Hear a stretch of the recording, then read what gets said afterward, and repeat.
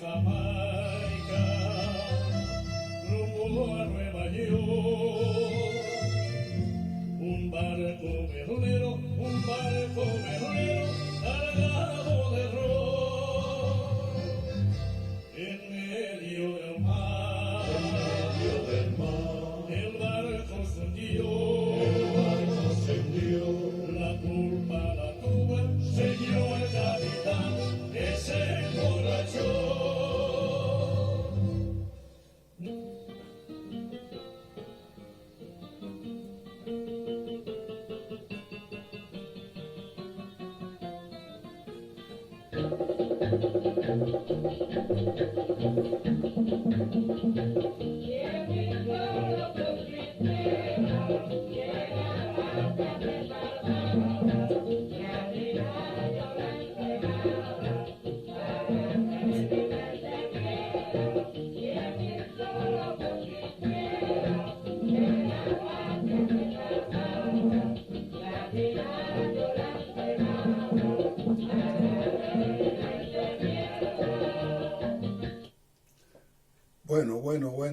Bueno. Buenas tardes, buenos días familia. Ay, disculpa. Buenas tardes, buenos días familia. Buenas noches, según donde estemos, en el lugar donde estemos. Aquí estamos con la continuación de la tradición número 2. Déjame acomodarme un momentico porque es que este aparato hay que acomodarlo. Como les decía, la segunda parte, la continuación de la tradición. Yo decía que, continuando con el tema que veníamos conversando en la conversación del video anterior, hablábamos de la peña de Cachú, el carpintero, conocido así porque hacía unos muebles, y ya no era en Marianao, en toda La Habana, hacía unos muebles muy buenos, muy buen carpintero, pues independientemente de eso era bajista, era contrabajista, del mismo estilo de tocar de Nilo Alfonso, de Sabino, una pegada en el bajo increíble. Y este hombre se hizo un bajo él mismo, un bajo que en esos momentos se le decían palo en Cuba. Él se hizo un palo, le puso su micrófono. Y ese bajo mi hermano tocó con él y se lo llevó, porque él se lo regaló a mi hermano Faustino. Y Faustino tocaba con él en ese teta habanero, estuvo trabajando con él en un bajo buenísimo. Bueno, lo que digamos, en esa peña de Cachú, que era en un pasillo al interior de un solar, al estilo de los patios andaluces, como en Andalucía. Acuérdense que estamos recordando bien que somos colonia de Cuba, fue colonia de España, y hay muchas construcciones en Cuba que son muy idénticas. Hay muchas construcciones aquí en España que parece que estás en Cuba. Yo mismo vivo aquí en Villanueva y La Geltrú, y cuando estoy en La Geltrú me parece que estoy en La Habana Vieja, que es La Habana Vieja con cosas, porque es así. Pero en esa peña de Cachúa, lo que digamos, en ese pasillo, como les comentaba, se reunían todos los domingos a partir de las 5, iban bajando músicos, bajaba el otro con una guitarra, el bongo, trompeta, todo sonero, todo era tocar son, montuno y trova y changüí y hasta rumba se tocaba ahí, de todo ahí se tocaba. Y aquello empezaba a funcionar. Era muy curioso eso, ¿no? Porque a mí que me llevó, yo llegué a la peña esa con Miguelito Escobar, Miguel Escobar, yo lo tengo en la gloria, falleció en Mayo con un conguero buenísimo, tremendo tumbador. Una pegada esa, con 10 o 12 años ya estaba tocando en la peña de Cachú, y cuando yo llegué a la peña de Cachú aquel día dije, aquí lo que hay es crema. Bueno, allí en esa peña fue por donde una de las primeras veces que yo veía a Ricardito, cantante de Los Latinos, que iba ahí dirigía la peña en aquel momento que Riquetito estaba con los latinos, que dirigía Pepito López, una magnífica persona, amigo, persona, arreglista, compositor muy bueno de arregla.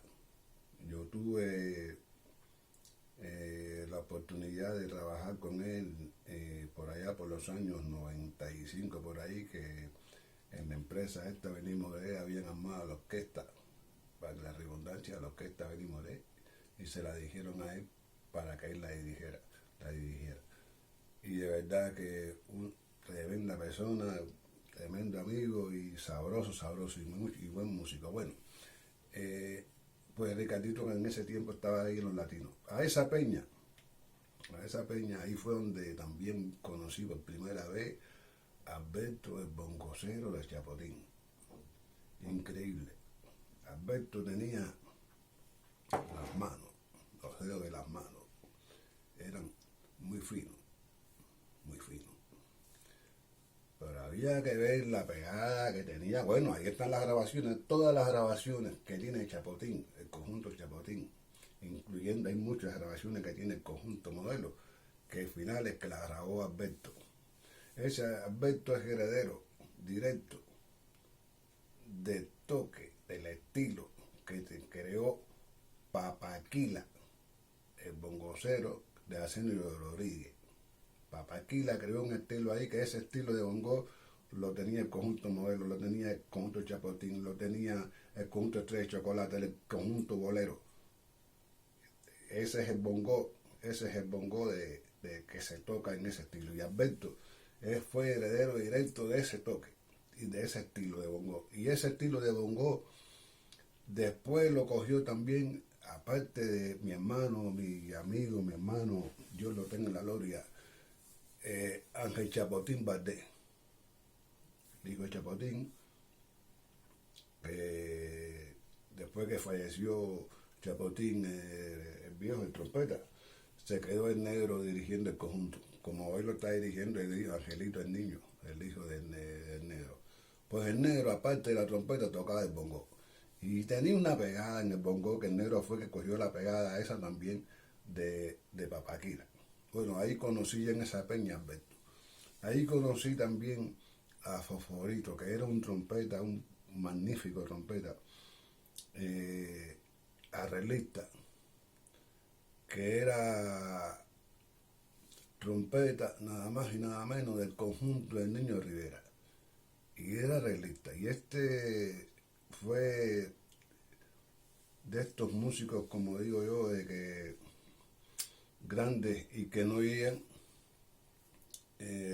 o no se les reconoció, o no tuvieron la ayuda necesaria, la salvación necesaria para poderlo salvar del problema del alcohol, y ya los últimos años de su vida. Yo me acuerdo que Fosforito andaba por ahí por el anfiteatro de Marianao vendiendo cajas de fósforo y todas estas cosas. Ahí iba el difunto Sabón, trompeta también, director del conjunto antillano, un trompeta increíble. Sabón, ya después lo vi que estaba de custodio ahí por Ciudad de Libertad, en la escuela San Alejandro. Él estaba por ahí de custodio. Entonces el Sabón, un trompeta increíble, esos trompetas buenos que da Cuba, pero que bueno, son así, es así. Ahí conocí yo a Domingo, el tumbador de Estrella de Chocolate. Quien conozca este género y sabe bien, y cuando hablemos de Domingo, el tumbador de Estrella de Chocolate, hay que también quitarse la gorra, porque de verdad es que es un estilo son tumbadores, son bongoceros, congueros o tumbadores, como le decimos en Cuba, que marcan un sello, y ahí no hay músico que no identifique a un músico de esto cuando toca, porque ese es como se dice, cuando está tocando Tatahuine, tú conoces la espalda y dices, ese es Tatahuine, o ese es Mañanguito el que está tocando, te das cuenta. Y así pasa con este estilo. Domingo, el de tumbador de Estrella de Chocolate, que estaba ahí en la peña también, ahí en esa peña eh, estaba Luis Valdés. Iba Luis Valdés, guitarrista, rayador segundo, con un bozarrón así, segundo grande. Segundo grande, el estilo de Bienvenido León, el estilo de Carlos Querol, el estilo de Adriano, segundo grande. No un segundo de tiqui tiqui tiqui, no, había segundo rayar la guitarra, porque muchas veces, ¿qué pasa? De que ahí vamos a caer en un tema de eso también con el problema de la guitarra en el rayado, ¿no?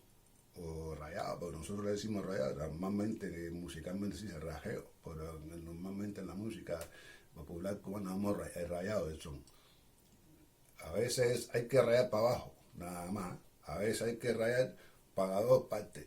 Y a veces hay que rayar con las abajo, según lo que usted venga tocando. Si viene tocando un son, un bolero o un son montuno, o el rayado ese y muñeca. Hay que tener muñeca fuerte para poder rayar, porque ahí ustedes lo ven en las grabaciones que hizo del conjunto Chapotín, por ponerle un ejemplo, que estaba Chicho y Conrado Cepero. Chicho es el rayador segundo del conjunto Chapotín, y ahí ustedes lo pueden ver en las grabaciones que están por ahí, la muñeca que hay que tener para poder rayar en un conjunto de eso, porque y después de ser que en aquellos tiempos no había electricidad, había que meterle la muñeca. Bueno, ahí Luis Valdés, uno también de los que después ya trabajé con él ya en el conjunto, más adelante se lo diré. En esa peña, ahí de verdad que se tocaba de todo. Ahí se tocaba desde rumba, guaguancó, pala, baguá, yoruba, changüí. Entonces, claro, uno lo que hace es, yo traté, y muchos de nosotros, que éramos jovencitos cuando aquello, empezamos a pegarnos y ahí a la peña, y todos los viernes era la peña. ¿No me entiendes? Estaba la otra peña, que también estaba, la otra peña estaba en el Fanguito, que es un barrio que está cerca de Río Enmendares, que anteriormente el Marianao empezaba en el Río Enmendares y terminaba en el Guajay.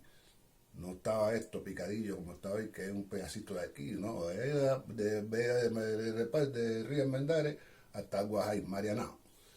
Y el Fanguito es solo el límite ya desviado con la parte de Río Enmendares. Bueno, allá abajo, ahí en el Fanguito estaba la peña de Orlando Peña.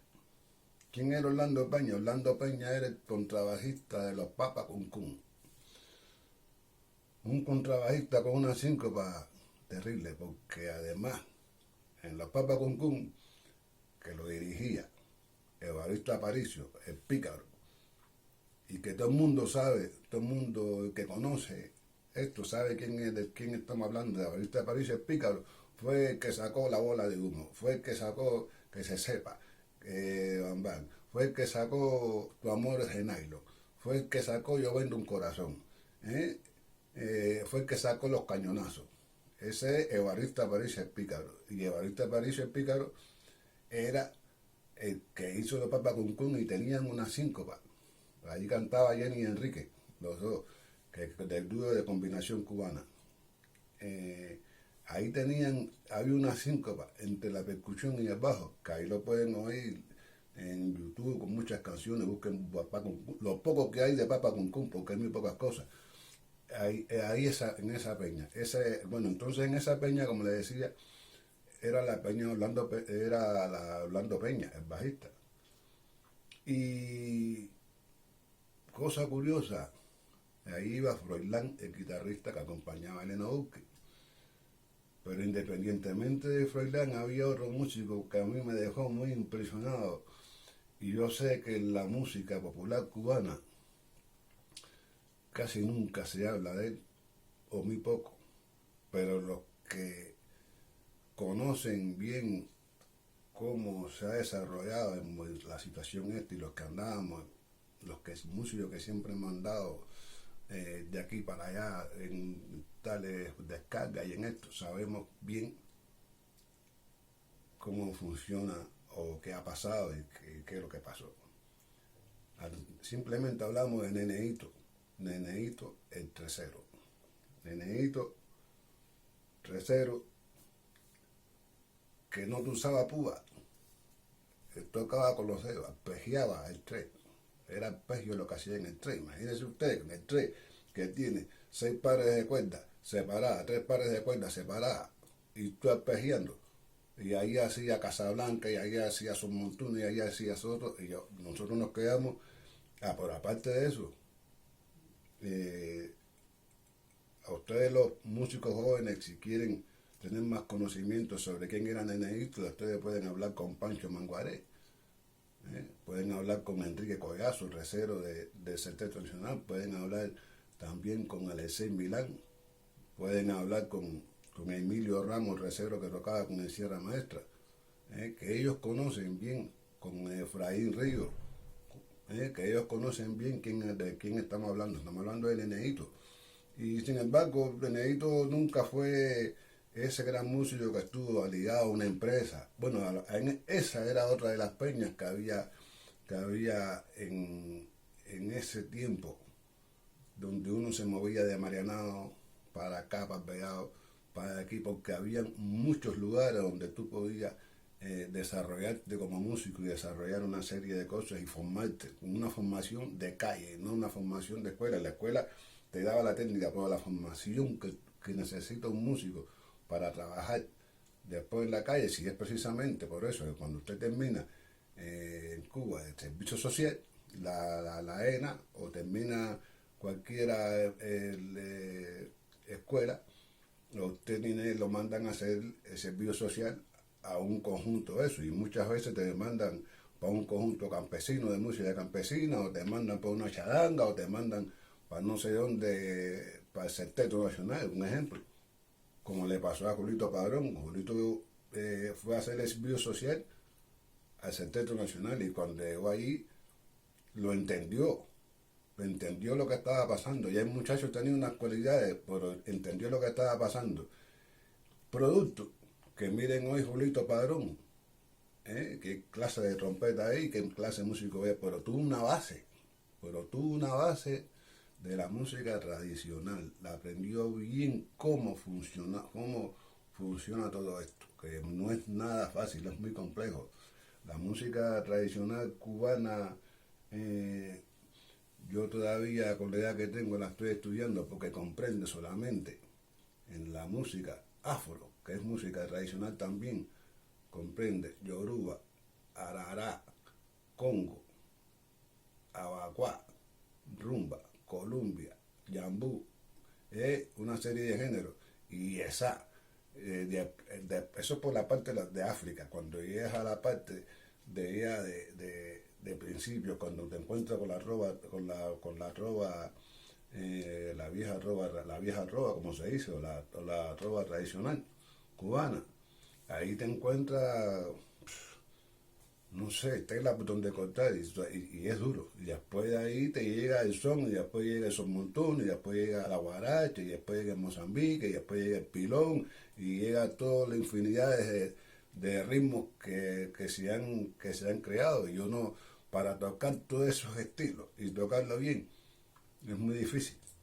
Yo conozco muy pocos músicos que toquen todos los géneros de la música cubana de arriba abajo, sabroso, porque mentira, es mucho, es demasiado. La música cubana es muy grande, y todavía todos los días sale músicos cubanos buenísimos, súper elegantes, pero lo que le falta a estos músicos elegantes, como yo digo, es esta parte que no la pudieron coger, y entonces nosotros estamos aquí para que ellos también puedan entender por dónde el camino es el camino.